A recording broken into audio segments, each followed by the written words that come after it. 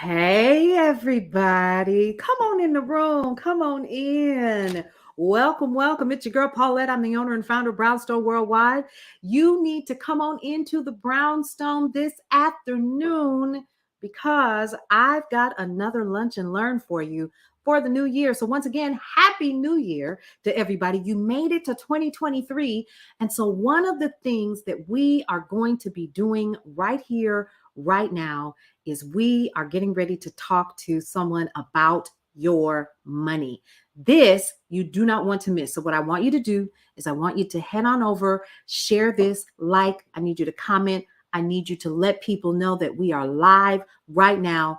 We're getting ready to talk about your money in 2023. I have a special guest who is in the virtual green room who's waiting on us right now. Her name is Jeanette Barnett, and she is going to come and talk to you about all of the things about your money for 2023. We're going to have a face-to-face, honest, and candid conversation. You don't want to miss this. So we're going to bring Miss Jeanette Barnett right on up. Hey, girl, how you doing? Hey, hon, how are you? I'm doing wonderful. So happy that you could join us this afternoon for our Lunch and Learn series with Brownstone Worldwide. I'm gonna jump right into it. Money. Yes, let's go ahead and jump into it. Thank you for having me. Ooh, child. First of all, how are you? I am doing good. Excited about this conversation Yeah. and just ready to share everything and with the people Okay. and to really help them start their new year off right. Ooh, child. Speaking of New Year, so let's talk money. So whenever we talk about New Year, we always hear people say, "New Year, new you.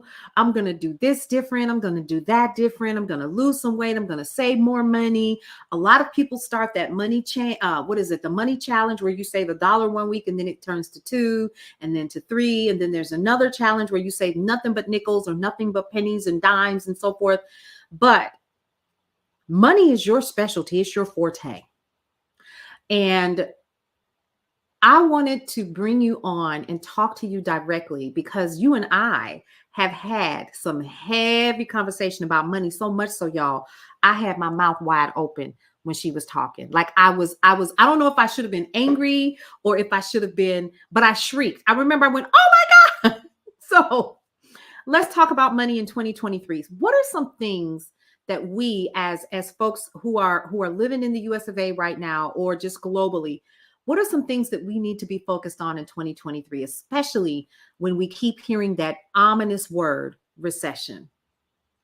So I definitely think people should really work on things to change their mindset in Okay. 2023. The way we've done finances in the past may not have always worked. I think I realized that a lot of people do things that don't work, but they continue to do Mm, it over and over again because it's an established habit and they don't change. So mhm. you're talking about recession, you're talking about inflation, you're seeing the stock market. I'm Ooh, afraid to even look at mine right now, plummeting.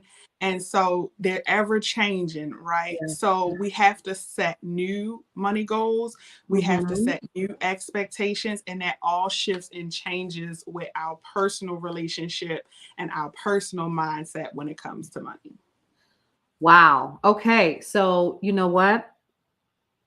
Let's talk about that because I think some of us get this part wrong a lot, and I'm guilty of it. When you say our personal relationship with money, are you talking about how we feel about money? Are you talking about being able to pay our bills on time? Should we be nervous or happy or excited?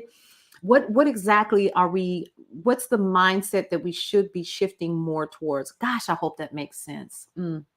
So, yes, we all have a personal relationship with money. Okay. Every individual does. We Okay. don't realize it, and we all do have feelings towards money. Uh-huh. Exactly what you said. When you can't pay a bill, sometimes people feel that feeling of anxiety, that feeling Mm, of, uneasiness. right. Sometimes, but that is your relationship with money and how Mhm. you've related to it over time. Some Okay. of it is learned through your family, some of it is adopted through your situations, but we don't realize it. And a lot of people around the holiday season, if you realize, have emotional problems, emotional Mm. spending, buying things, feeling some type of way when they can't pay for certain things or buy someone a gift. So Wow. we have to deal with those inner situations related to money that we don't even always realize that we have. Wow. That's a lot. I'm sorry, that's a lot. So I have to look at how I feel about money in terms of my past, how I look at it. And this is a conversation you and I actually had. I think I told you how my parents used to get up early in the morning and they would try to, they would be sitting at the table with their coffee and their toast and they would have conversation about what bill was due, who was going to pay it that month, how they were going to get up enough money to pay the bills. But one of the things that we never did as a family, as children growing up, is we were never a part of that conversation. So are you saying, in some semblance of the word, are you saying that that could impact my relationship with money? Definitely. And we don't have those conversations in our Hmm. childhood. I didn't have it either.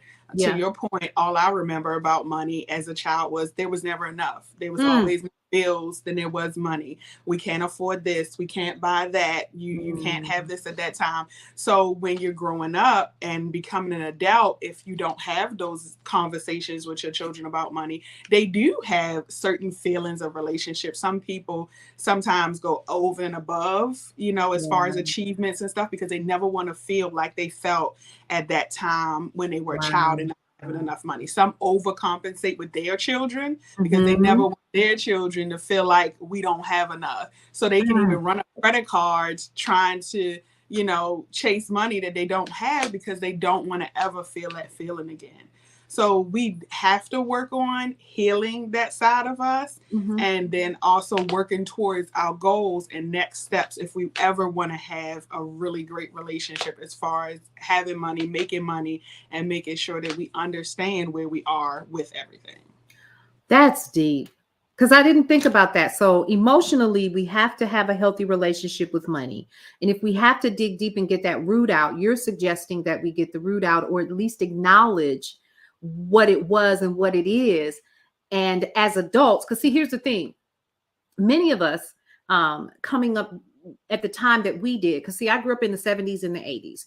There were a lot of us who grew up in our communities, Black and brown communities, who didn't have a lot of money. We Right, were just getting by. Big mama was probably raising somebody and three, four kids and all of this other stuff. Let's just put it on the table.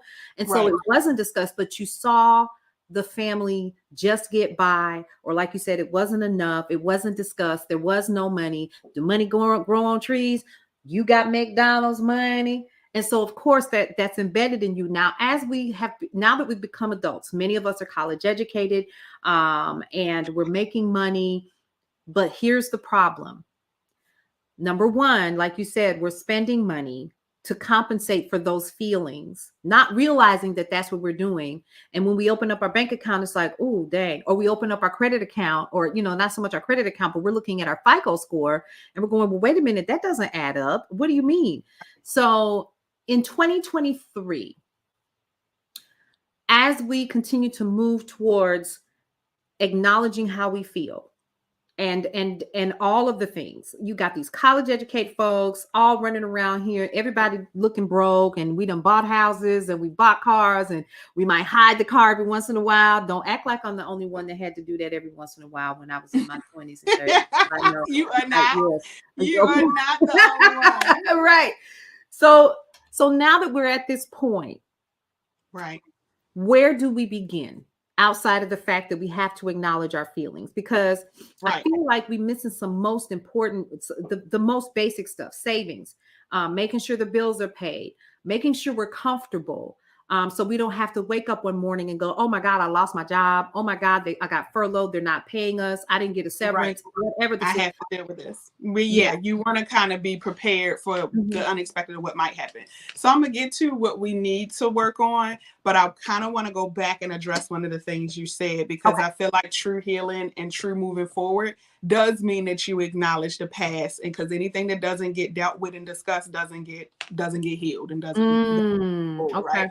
So when you said, the times that you grew up and what you learned and our culture and community, I think that's relevant because our culture and community has struggled over decades with money, Yeah. right? But Mm-hmm. I think we have to go back even before your time. I think we even have to go all the way back when we really discussed slavery and things back then, because think about that. They didn't have money and how they had to make money and move, and how our culture has Yeah. continued to grow over Yeah. the decades. But with that, I don't think Mhm. our mind has really shifted from having nothing to now having something. And how do I keep it? How do I move it? Because we were never Yeah. taught that. We were never taught that because we didn't have businesses and have money and a Right. lot, Right. prior to Right. this, when you really talk about our history. And I Yeah. think that's important because it releases a little bit to acknowledge the fact that you can't do very good and you're best at something that you were never taught. You're right. You You're right can't about be that. an expert at something unless you've learned it and you can apply it. So you have Absolutely. to deal with the fact that our culture and community has Mm-hmm. been behind Mm-hmm. when it comes to these things. So some of it Mm-hmm. is new for us. So Okay. where we are now, where we are today, we have so many resources and so many things at our Right. fingertips. Not only that, we have so many opportunities to make money. But I even think in some cases we're afraid to do that. Really, you think so? And I really think so. To Okay. really go after what we really could do, Yeah. and the lives that we really could change in some aspects, I do think, we still have some fear tied to that piece of it. But Mm-hmm. to your point, and what we should do now, yes, it's making sure we have an adequate savings account, Yeah. especially an emergency savings account. It's Mm-hmm. making sure that our credit is on point, because credit at Mm-hmm. this point is worth well more than money. Right. It, Absolutely. because it opens up opportunities and capabilities that you can't even Mm-hmm. imagine Yeah. by having credit is king.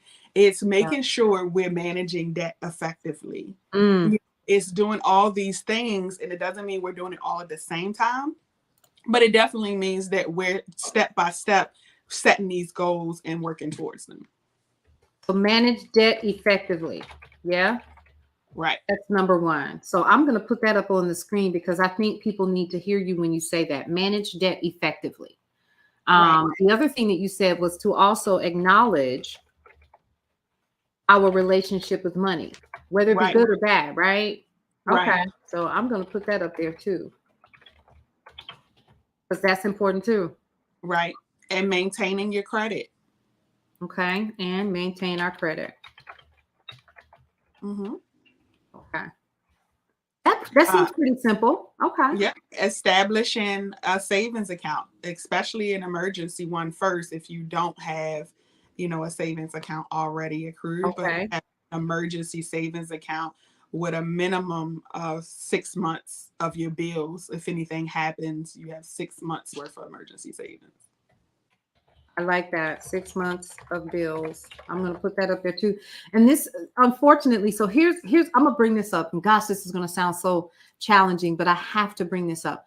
So yes, establish an emergency savings account with minimum of 6 months of bills. I spelled months wrong, but y'all know what I mean, right? I'm going to go ahead and take it back It's down. okay. They got it. They got Yeah, it. they got it. They got it. So listen, quick question for you. I make $7.45 an hour. How I'm gonna come up with 6 months worth of my bills? What am I do? How can I do this? We have so So many.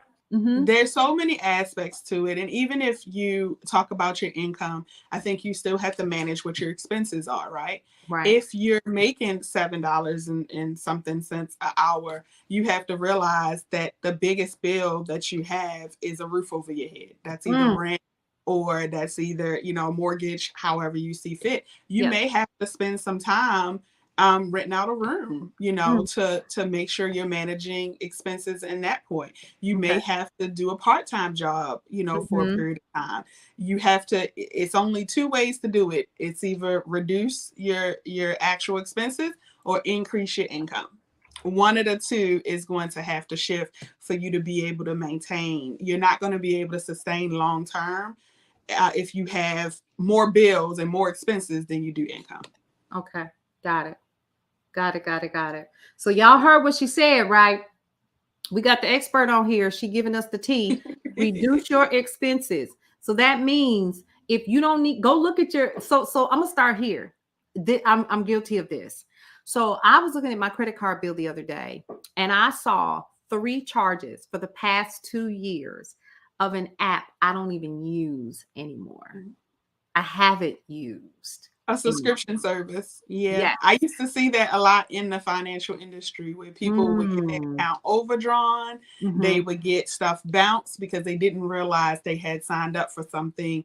And Okay. sometimes those things, double and triple in price, and you don't even realize it if You you're don't not. even realize it. Wow. So you say to look at your money, find a way to reduce your expenses. And that's the simple stuff, like those subscription services, maybe reducing your cable service if it's available. Because listen, Right. cable service in the area where I live in just sent me a letter and told me that they're increasing their rates almost $100. I believe it. And I know some people that's paying over $300 a month for, ESPN and unlimited sports channels or unlimited movie channels because they want that entertainment. But is that a want or need? I think we have to have Mm. those tough conversations with ourselves, depending on what our goals are, on where we're spending our money. I'm not saying that you shouldn't spend that. If Right, you can afford it and that's where you are, fine. right. If you know you have a bigger goal and it's not something that you really want to focus on in this stage in your life, then can you switch in and do something different? Wow. That's good stuff right there. Or look for alternatives because there's so many different alternatives out there in terms of streaming services or whatever. I'm notorious for having Hulu, honey. I got Peacock, HBO, Prime, Showtime, just all the stuff in addition Right. to, and you're making me sit here and go, y'all, listen, let me pull this out really quick because it just needs to be. You got to get the Listen, fan. You got to get the fan. if y'all don't listen to this girl, she telling you to reduce your expenses. Reduce Do them. you need all that? And I'm not saying Right. that you don't, but you have to look at where you are, where Mm-hmm. you want to go, and Yeah. are those things helping you get there or are they hindering you? Mm. So we got to set some goals, folks. I didn't say it. Jeanette did. Okay. So don't. And where we're going in this next year, it's going to Yeah. be some challenging and it's going to be some bumps in the road, and we Mm-hmm. have to prepare ourselves. Nobody else is going to do this for us. Woo. Come on now. Because see, listen, the thing that I think is most important right now for a lot of people is they need to understand that our economy has changed, right? Mhm. When we're talking about COVID and all the stuff that happened during COVID, when we were getting all of the money and PPP loans, some people got that, and now all of that is starting to dry up, right? Mhm. Um, we And should, so yeah. it's now what? That's where we are now. Now what? Now what? And we should keep it to the basics. Is that what I'm hearing you say? Get those I bills. would say keep it to the basics. Okay. Yeah. I would say keep it to the basics and just prepare yourself for what's next. And even if you feel like you're in a place where you've achieved the basics, you have more than 6 months saved for emergency, you have that kind of setup, your credit is good, you've kind of established a good budget, then what's next for you to continue to increase your income? And Mm-hmm. maybe it's applying the same thing if you want to start your business or you want to Mm-hmm. do some type of investments. It's still Mm-hmm. opportunities to invest. You just have to be smart about it. So let's talk about that. Something that you and I discussed a while ago um, was something that you shared with me about when you're growing your business and how people can take their business. Was it their business credit or going to the bank and acquiring credit? What was that? I forgot what you told me, but it was a little tip, and I almost fell out of the chair, or I was sitting on the edge of a bed or something. We were talking at a Yeah, conference that we were at. What was that about? I remember that conversation. So we were having a conversation in which when I was working in the credit department at the bank, Yeah. and I was working there for a period of time, and I handled the credit accounts for customers. And the Mhm. biggest thing I learned in the banking industry was the habits and behaviors of all different type of cultures, and really understanding, okay, how are they able to do this and how are they able to do this, because I had access to, of course, all the customer data. Mhm. And the conversation we were having was on credit cards particularly, and it was where people of other cultures were able to acquire large amounts of credit. So they would Right. call in, they would get maybe $100,000 line at 0%. They may pay a transfer fee or whatever, but they would get 0%. And I would ask them a lot of questions because I was intrigued. Like, what are you doing with $100,000, Right. 0% interest? Like, Right. what are you doing? Yeah. And they would share, what they would do. And some of them would buy houses and fix them up, and they would sell the houses, pay back the loan, and then they have the profit of that they made, and that's how they utilize credit to build a business or build having houses, any kind of thing like that. But now they have an additional stream of income, and they done paid off this Right. debt and had additional money as a profit. And I really was wondering how they were able to do that. When I looked at people of our culture and community, they might have had $2,500 lines, and they was borrowing money up to like a 23% interest rate. And it was because of the fact that their credit wasn't up to par. So they would consider it what's called higher risk. Higher risk. And so higher risk, they charge you a larger interest rate because their hope is that they get as much money back without you defaulting on it first. But all based on your habits and your behaviors and how you pay back money. So your eyes open when you were like that was even possible. Yes. Yeah. If you knew about it, number one, and two, you had credit worthiness. That's why I said credit is king. It can give you opportunities that sometimes money can't. Did y'all hear that? $100,000, zero. Somebody else's money. This isn't you taking your money out of your bank account. This is borrowing it, buying property, which is an investment, paying it back, and you have profit and you have recurring income on that property later when you decide to do whatever you will do. Right. That is crazy to me. And I, and clearly, you know what you're talking about, because this is what you do. This is what you do.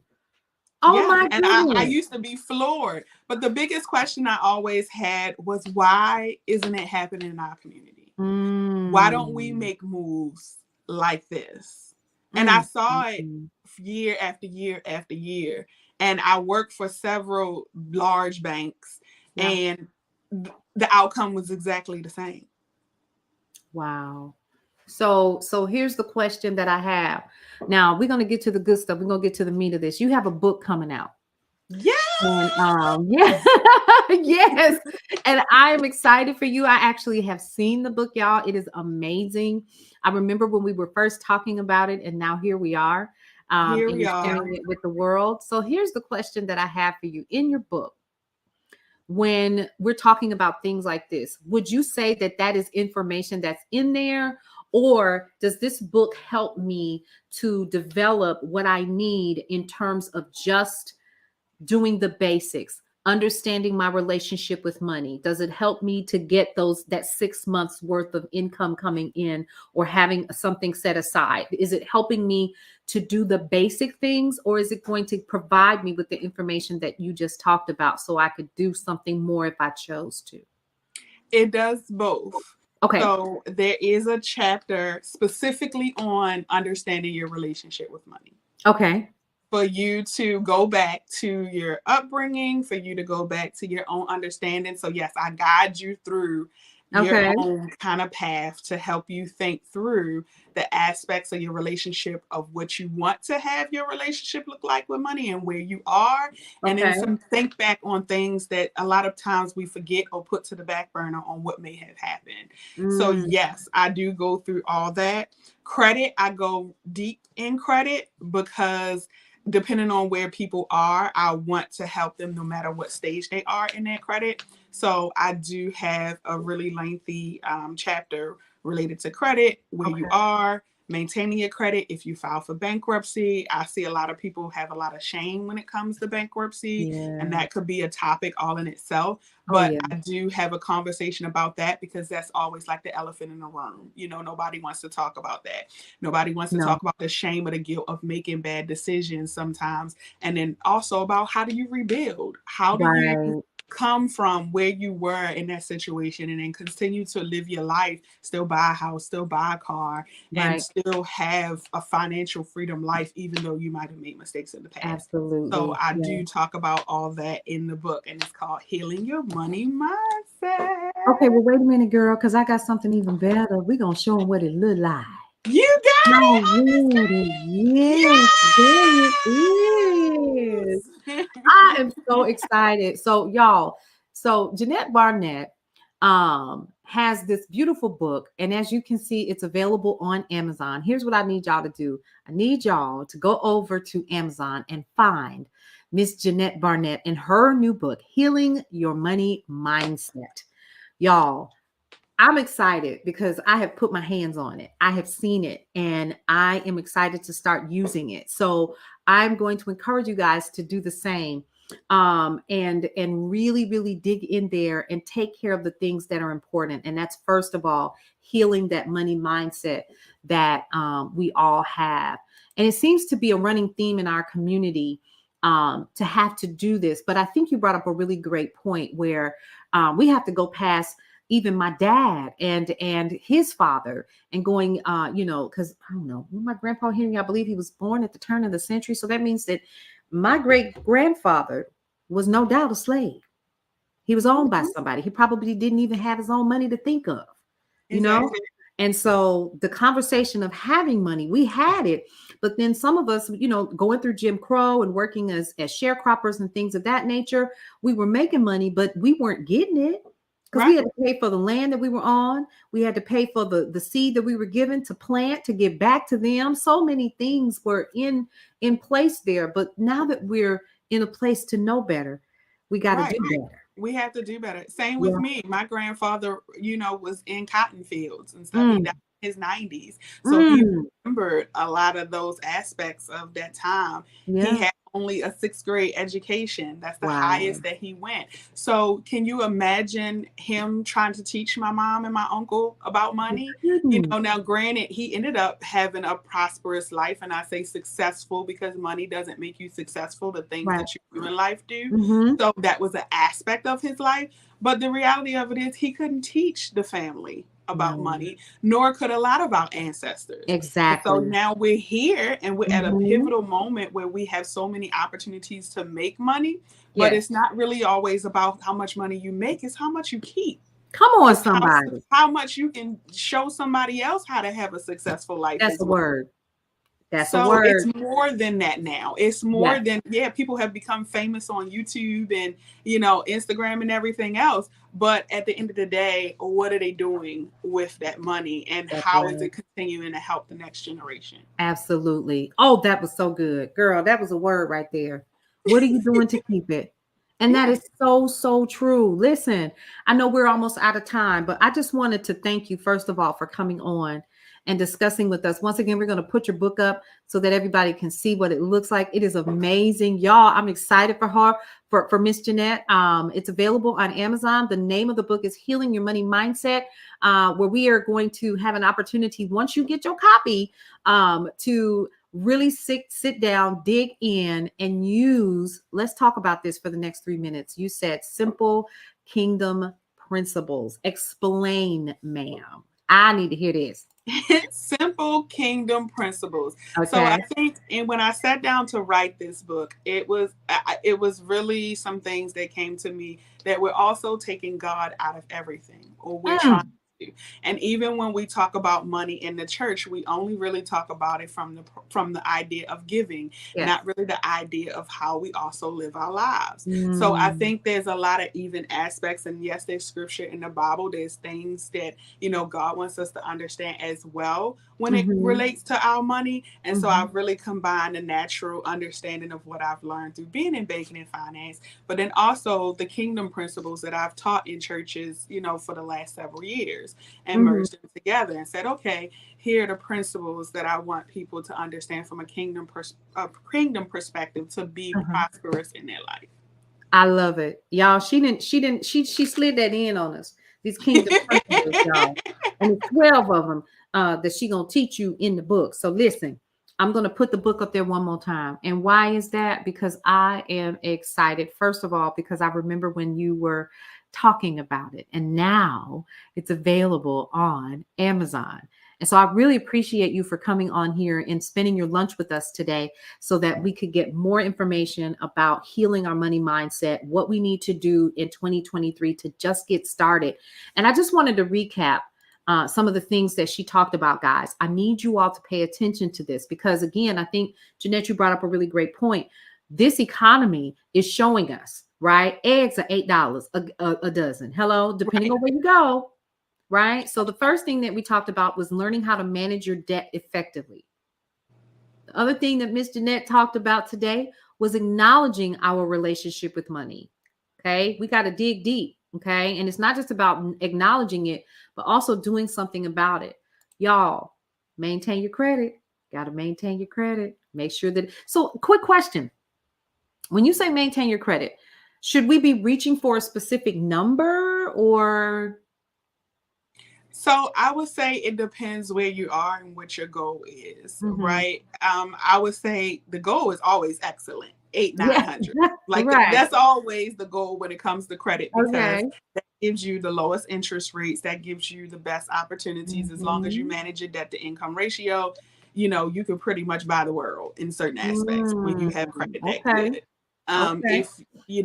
If you're trying to buy a house, minimum is 740, 780, it just depends where you are and what you're working towards, but when I say maintain, making sure you're staying out of the collection, realm. So you can contact people and you can make arrangements you can get moved off your credit report. It's a lot of things that I've realized in helping people throughout the years with their finance that they don't deal with things because they're afraid. They don't want to contact the creditors. They act like there's somebody else when they call, or they, ignore the phone calls. But if you have a conversation, a lot of times you can get stuff worked out in your favor. Exactly. I love it. I love it. See, you never know until you pick up the phone. Y'all heard it first. Right. Now, the other thing that I wanted to definitely, we also talked about, and of course, you know me, I got to always be like the devil's advocate. Establish an emergency savings account with a minimum of 6 months of bills. But we talked about something else. What if I only make $7.45 an hour? What if I only make $10 an hour? Well, you got to look at two things. And you said it best. Reduce your expenses or increase your income. Part-time gig or something, right? Right. And the time to do that is now. If you don't care for your job, if you feel like your job you aren't making enough money, you got opportunity to go back to school. I've gone to night school, to progress my career. So I think, even when you consider if you want to start a business, how do you do that until you get more income? There's so many opportunities now to make money that we didn't have 10 years ago. No, you are absolutely correct. You are so right. Even like work from home opportunities and stuff like that, they're coming out of the woodwork. It was nothing like this when we were younger at all. Exactly. So there's plenty of opportunities if that's the case that you're trying to make more income. The opportunities are there. I think we just have to work hard and we can't just say, oh, I just don't have enough. That's not true. You have opportunity and opportunity is priceless. Absolutely. Absolutely. Wow. Girl, we could keep on talking. Thank you so much for this opportunity. I love talking to you. Yes, we have, and I enjoy you coming on here and speaking to our audience. You guys listen up closely. This beautiful sister right here, her book is available. I'm going to go ahead and put it back up here now so that you guys can see it. This is going to actually help you shift from a lack mindset to an abundance mindset. And you got to start with the end in mind. And that mindset is the first thing. Currently, her book is available on Amazon, Healing Your Money Mindset with Jeanette Barnett. You guys also don't forget, even though this is the last couple of days before Brownstone Living Magazine goes into our January New Year's edition, make sure that you are getting your copy of Brownstone Living Magazine. And how can you get that? Because here's the thing. The only way that you're going to get this magazine with Miss Jeanette in there and all of this stuff that we talked about today is you have to subscribe. Right? So you can go to bit.ly/Brownstone Living Mag to get your January edition and more for just $20 a year. Okay. So just wanted to make sure that you guys are aware of that. We're going to go ahead and take him off the screen. I had a lot of people say, is that Tank? No. No, it's not Tank. He's a handsome fellow, though. So do you have any final words for our audience today in terms of financing and getting ready for 2023? I would say my final words would be get focused. Get focused and don't let things distract you, just because sometimes people feel overwhelmed because there's so many parts to finances, and or they feel like that their situation, they can't change it or they can't do anything different. Right. So get focused, get a plan. Anything and everything is possible when you just focus your mind to it. I love it. I love it. All right, you guys, I want to thank everybody for joining us this afternoon for our Lunch and Learn series for 2023. Once again, Happy New Year. And again, we want to say thank you to Jeanette Barnett for hanging out with us today on brownstoneworldwide.com's Lunch and Learn series. Y'all, we'll see you on the other side of that Amazon purchase that you go make. Get the book. Get the book, y'all. All right, everybody. Thank you so much for joining us. We'll see you on another edition of brownstoneworldwide.com's Lunch and Learn series. Take care. Bye.